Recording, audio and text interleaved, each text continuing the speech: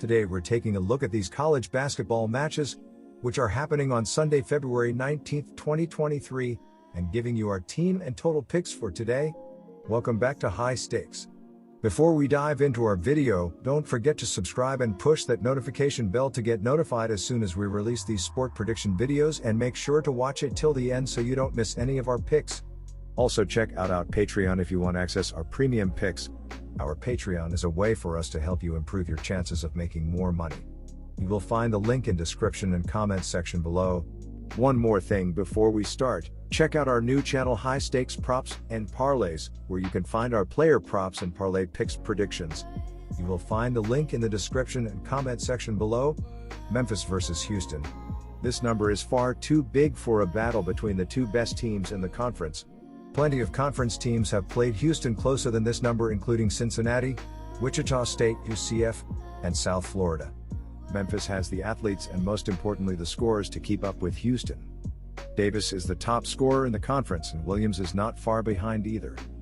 The duo provides a strong inside-out game that will be able to score on this Cougars defense. Houston has only covered 2 of their last 5 games as favorites, and this is the best opponent in the stretch.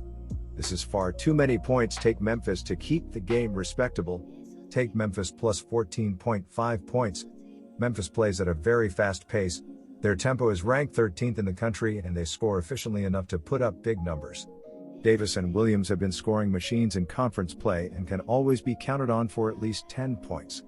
Houston has scorers as well with Sasser and Walker. Houston has gone over the total in 5 of their last 6 and Memphis has gone over in 3 of their last 4. Houston has the 4th most efficient offense in the country, meaning they get the most out of every possession. This will be a high-scoring conference battle between 2 teams with tons of talent. Take the over 142 points. Maryland versus Nebraska.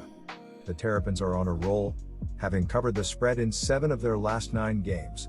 The Cornhuskers aren't as talented or as healthy as Maryland, but they're playing some of their best basketball right now as well.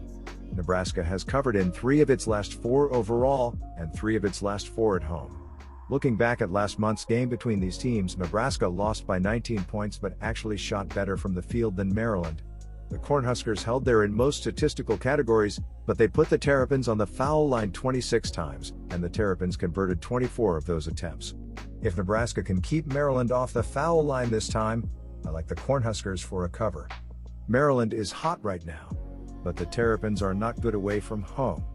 Nebraska turns it over too much to win this game, but they'll cover at home against Maryland. Our team pick is Nebraska plus 6.5 points. This game has all the makings of an under. Both teams play at adjusted tempos that are well outside the top 200 in the nation. Maryland's adjusted tempo, according to KenPom, is 287th fastest in the nation, while Nebraska is number 227. The over/under splits for both teams heavily favor the under this season. Maryland has a split of 8-18, while Nebraska's is 9-17. Believe it or not, the under has hit in all 8 of Maryland's road games this season. The Terrapins have failed to reach 60 points in 5 of those 8 road games. Nebraska only averages 66.8 points per game. I don't envision many fireworks in this game, especially with Maryland playing away from the Xfinity Center. I'm siding with the under 133 points. Iowa versus Northwestern. The last time these teams met, back on January 31st, Iowa walked away with an 86-70 win at home after a 47-point second half. The Hawkeyes shot 55.8% from the field and 47.6% from 3 against a strong Wildcats defense.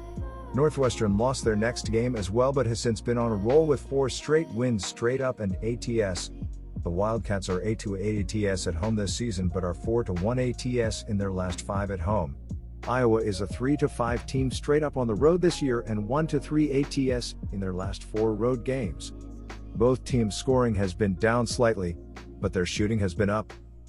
This is where the Wildcats need to take advantage. Their defense will do its job, especially at home where they have held their last 5 opponents to an average of 62.4 points per game while holding teams to 39.3% shooting. The Hawkeyes will not shoot over 55% again, and though they are 6-0 ATS in the last 6 meetings between these teams, all good things must come to an end. Northwestern's defense has just been too strong lately. Take the Wildcats. In their last meeting, these teams combined to score 156 points, just clearing the 150-point hurdle placed on them. That was when Northwestern was in the midst of 7 straight overs. Now, however, they are in the midst of 5 straight unders, and their defense has been spectacular in holding opposition offenses down. They have been streaky on the OU this season, and we're going to ride with their current run. Iowa has only had 10 of their games go under this season, but in their last 7 games they have put up tallies of 68 and 61 points, so their scoring can be defended down. Both teams have been scoring less than their season averages of late, and that will trickle into this game. Take the under 145.5 points. Oregon versus Washington State. I'm going to lock in Washington State to cover on Sunday. They've been impressive at home this season, winning 6 of their last 7 home games and covering in 9 of 12 in Pullman this year. Furthermore, they've beaten the number in 4 of their last 6 home games against Oregon, per OddsShark. As for this game specifically, I think it comes down to the Cougars' defense versus the Ducks' offense. Washington State brings in the 53rd ranked defense in terms of efficiency, holding teams to just 98.1 points per 100 possessions.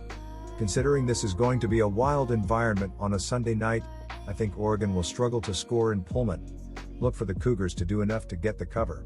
Our team pick is Washington State Cougars to cover. These are 2 of the slower-paced teams in the country, so I'll go ahead and lock in the under in this spot. Oregon is just 221st in tempo, averaging 66.8 possessions per 40 minutes. As for Washington State, they're all the way down at 325th, with 64.4. Couple that with me leaning toward this being a defensive game, and I think we're well on the way to hitting an under. If Oregon's offense isn't clicking, they'll have to rely on the defense to get the job done. They've proved capable of that this season as they're 67th in defensive efficiency, surrendering just 98.8 points per 100 possessions. As for defensive shooting, they're 54th, holding opponents to a 41.6% field goal percentage. All things considered, I think under is the play. UNLV versus Boise State. In the 84-66 road win over UNLV on January 12, the Broncos shot a scorching 56.4% and 53.8% from three-point land while holding the Rebels to 43.5% shooting. UNLV did not shoot the rock well in the earlier season loss to Boise State, or in their last 2 games, and that will not change in this one facing a Broncos, who are one of the best defensive teams in the nation. Boise State will have a good scoring game like they did, putting up 84 points on the Rebels over a month again. However, the main reason they will win and cover in this one is because of their solid defensive effort. Our team pick is Boise State. The total for the first meeting between these teams went over, and that is the pick I am leaning towards in this game. That has been the winning pick for both of these teams' last 2 games.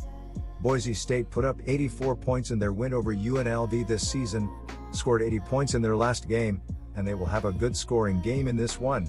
The Boise State defense will play well in this game, but the Rebels will still put up a decent total, playing a faster-paced game, not trying to face the half-court defense of the Broncos. Like the first meeting between these teams, this game will not be a barn burner, but it will not be low-scoring either, which is why the over is the pick.